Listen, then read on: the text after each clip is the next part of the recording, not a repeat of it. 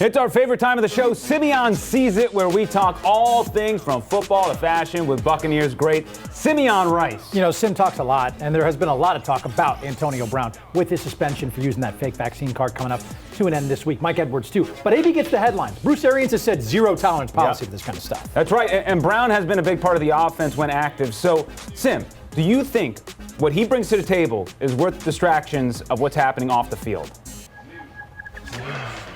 That's an interesting question. It all depends.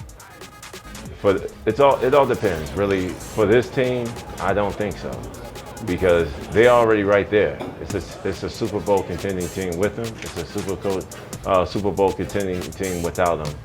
I think there's something stronger going on here. This young man, I should say this young man, he doesn't really understand that it's not all about him. Mm-hmm. And in regards to what he was, vaccinated, not vaccinated, that's not the point. The point for him is he's already on a zero tolerance leash, and he just doesn't get it. It's not even about whatever side you're on in terms of that. I'm not even talking about that. I'm talking about something greater going on with who he is as a player.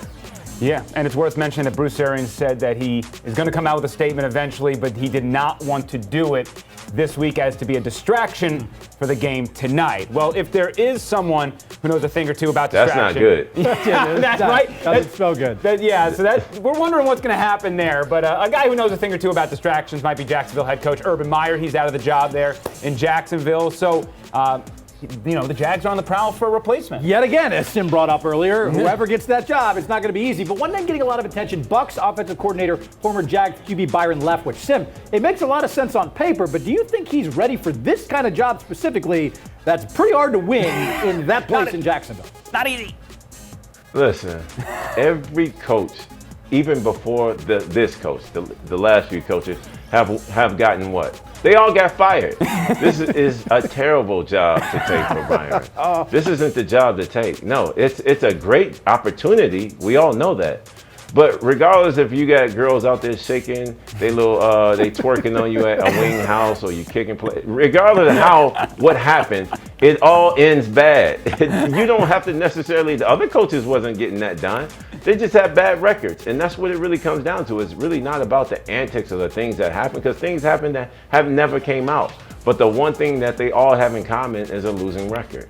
Even when they were like Jacksonville for a little while, they started getting and players left, and look where they are right now, from Minshew to, forgot the corner name. Well, they got Trevor Lawrence. Jalen Ramsey, yep. Yeah, I mean, Ramsey. I mean, they lose a lot of guys, so it is what it is. That's a bad team with a bad organization. It's crazy, though. They're only a few years removed from the AFC Championship game where they almost knocked off the Patriots, if you remember that. Yeah, it's a very clear outlier when you build out the last decade. And what happened to that coach? Exactly. It didn't go very well. Hey, see ya. Hey, look, Jags are known for playing across the pond in London. They've been one of those teams adopting that international game. For more than a decade now, the league has been giving teams those exclusive rights now, and they're going to be able to market in countries around the world. Bucs were given Germany as that opportunity here. Yeah, and the league wants all NFL teams overseas within the next 8 years. We might see Tampa Bay in Germany as soon as 2022. Sim, as a world traveler, do you think the NFL can compete with soccer for eyeballs as, everyone's vying for this world dominance here in sports?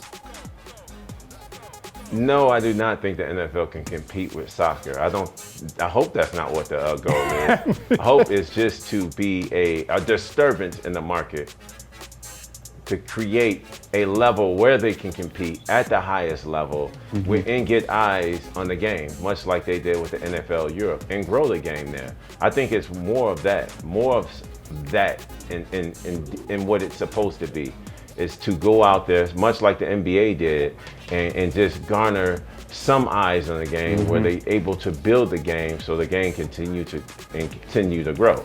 I like Germany. I like Beer Fest.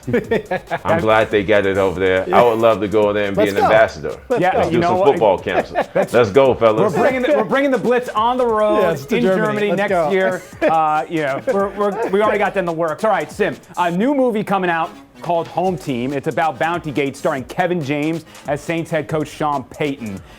Bruce Arians, yeah. I mean, he was asked who would play him in a movie. He threw out Bruce Willis. So, I mean, we want to know, Sim, who's playing you in a movie, a real-life movie of Simeon Rice? Who's starring in it as you? And it can't choose yourself.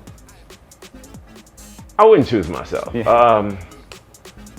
I like Michael B. Jordan. We'll go with that guy. Well, that is funny. I like what he's funny doing. that. Look That's at the funny. Yeah. Look at your screen right now, Sim, because myself and Mr. Ben Murphy said Michael B. Jordan would be the guy to play you in a movie. See, I knew he was a Black Panther. Yeah, fan. yeah. Our news director Kelly chose Idris Elba, which I thought was really good. I chose Terry Crews because Idris Elba too. I can yeah. see that. So there are some picks. Terry Crews has the biceps to pick. Exactly. That's what I was focused on. Pecs and buys.